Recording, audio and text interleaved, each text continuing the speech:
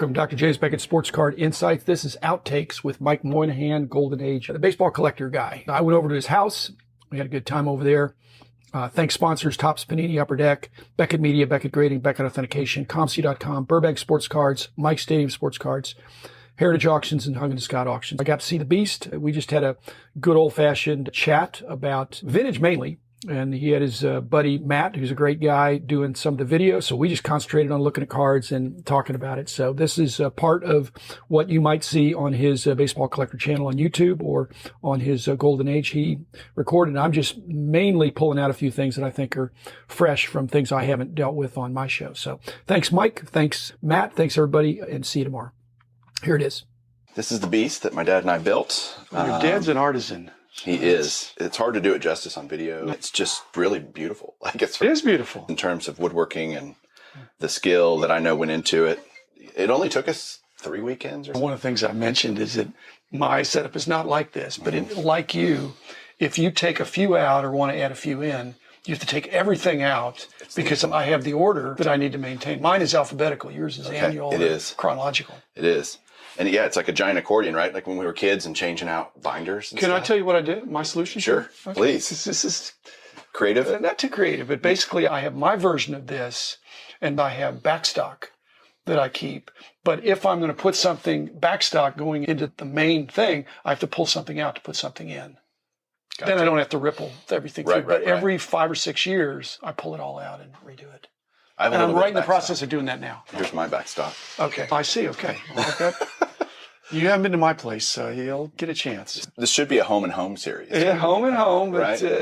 Yeah. I literally am out of room. Like I'm having to start put boxes on the ground and just stuff everywhere. But I did something a few months ago I thought I'd never do. Get a storage unit. Really? I've never done that in my life.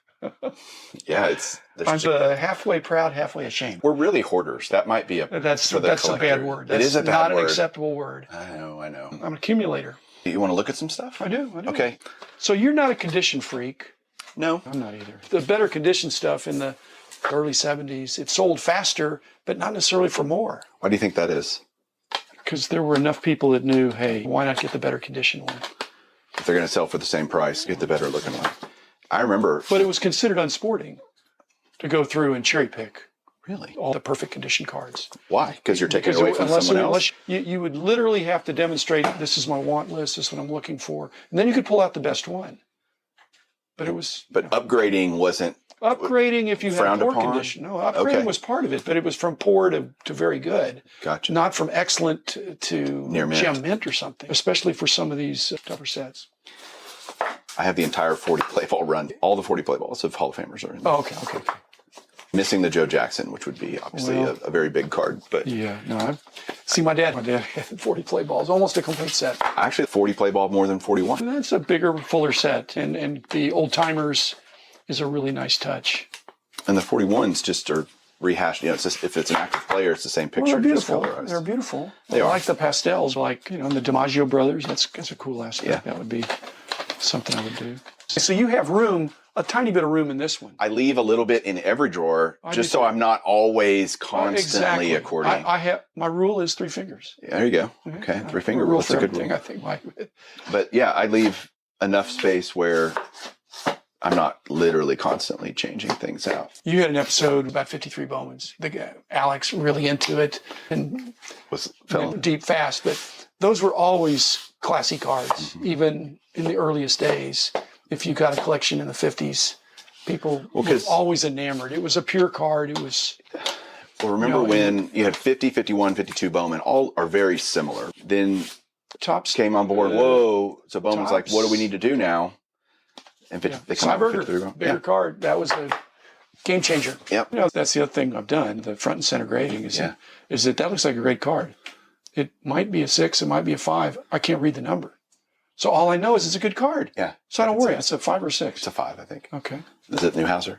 Newhouser, yeah. So I'm just saying, do I really want to pay a lot more for a 6 than a 5? I think you've come to that same realization. 100%. I want a good-looking 5. Yeah. And I'm not going to apologize for it. No.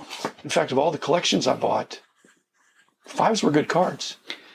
9s and 10s, I won't say they're suspicious. When you find something that's a 53 card, color or Topps, Bowman or Topps, and it's a 7 or 8 or a 9, you're thinking, this is unnatural. Very. Doesn't mean there's suspicious stuff, but it's unnatural. Yeah.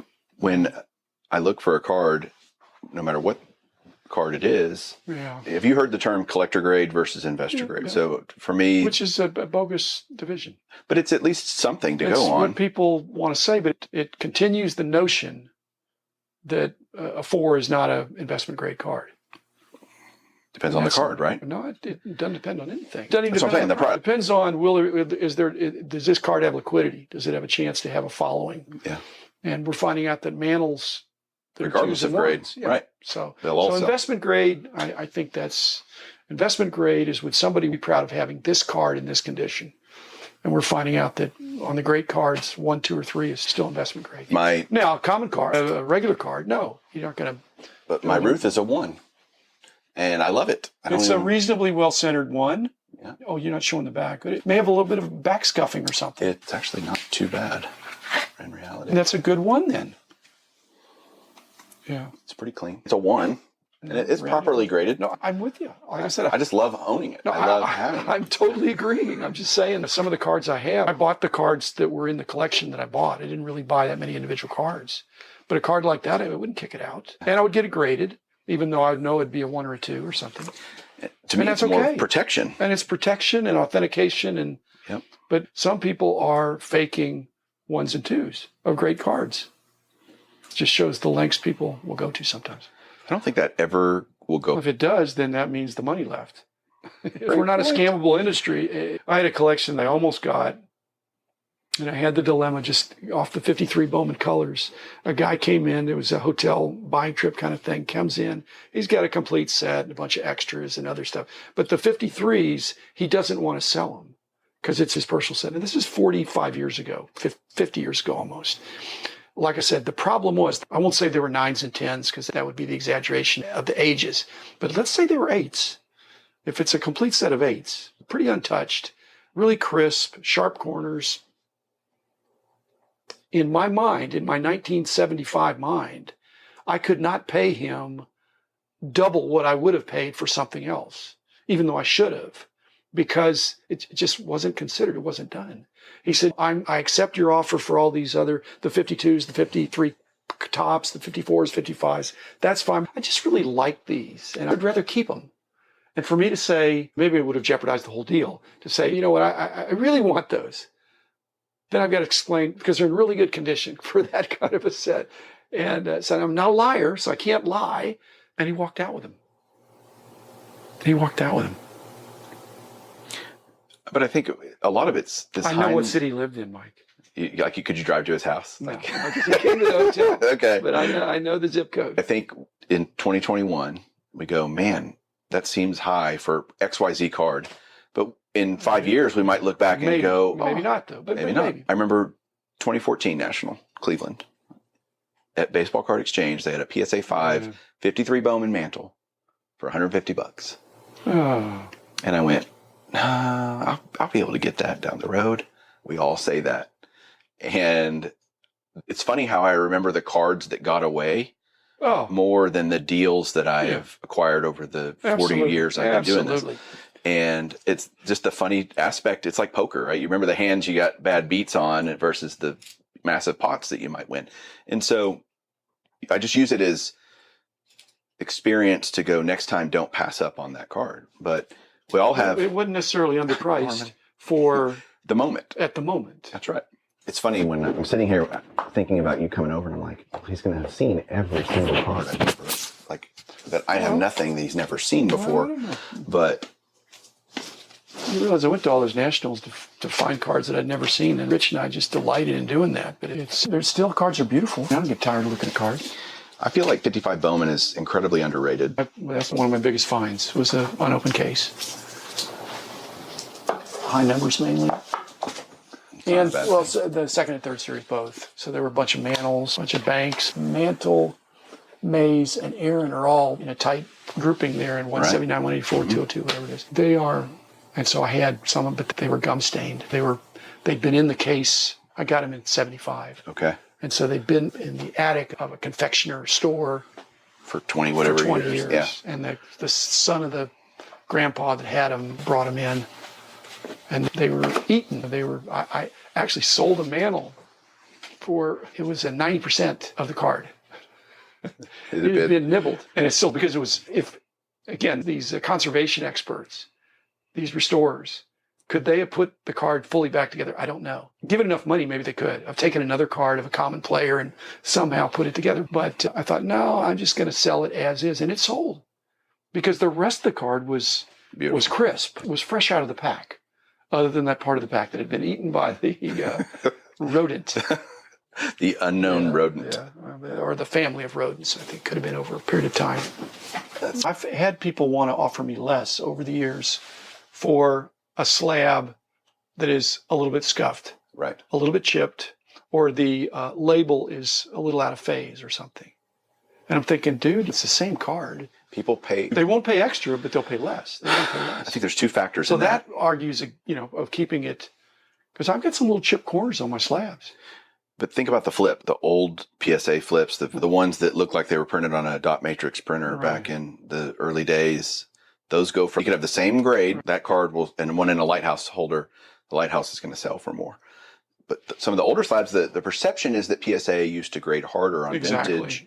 Low-numbered BGF slabs go for a premium frequently. Because of that reason, right? They used to grade these really hard. It's not that we were grading hard back when I was in charge. It's just we wanted to be sure we weren't perceived as easy. So if in doubt, we were going to be tougher. But not to be unreasonably tough, but just to not be known as easy. I hear people talking about things like population control and all of this. I think it's all a bunch of hooey. Bogus, yeah. Because a 10's a 10. No matter how many of them there are, 10's a 9. I'm talking about grading modern or any, whatever it is, it should be graded that, not, we need to control the pop on this card, so we need to grade it some amount lower. Yeah, I think that's silly that any company would do that. Why would they do that? Why would they want to control population? They don't have any. It's the flip side of the problem of somebody submitting cards to any of the companies and getting a seemingly unnaturally large number of 10s.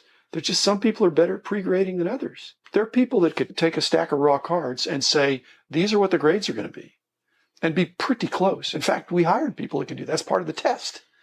And so if they're good at it, then you hire them. But they said, no, I don't want to work for you. I'm making too much money. Pre-grading and pre-screening. And cherry picking at shows. I can. Interesting. That's like a business, probably, it is for some people. It's probably not a business you want to popularize. Yeah. Yeah. See, so which one do you like better? Obviously the 41, but just the aesthetics of the card. I think the aesthetics of the card, 41 is better, but it's the same picture, treated differently. 41 was my dad's last year of collecting, but he had 39s, 40s, played with 41s. White name. Yeah.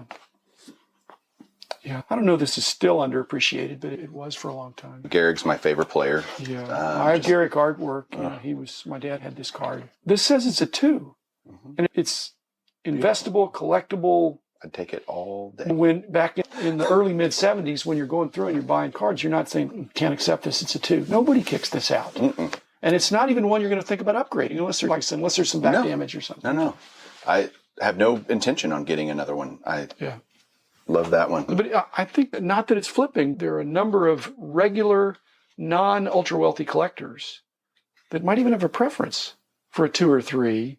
It's better value in the long term, perhaps. Yeah. Again, so many people are getting priced out of You can't know. But I just think there's less people that can afford the big cards. You have more people that can afford you've heard buy the biggest house or the best house you can afford. How about buying the best house that you need?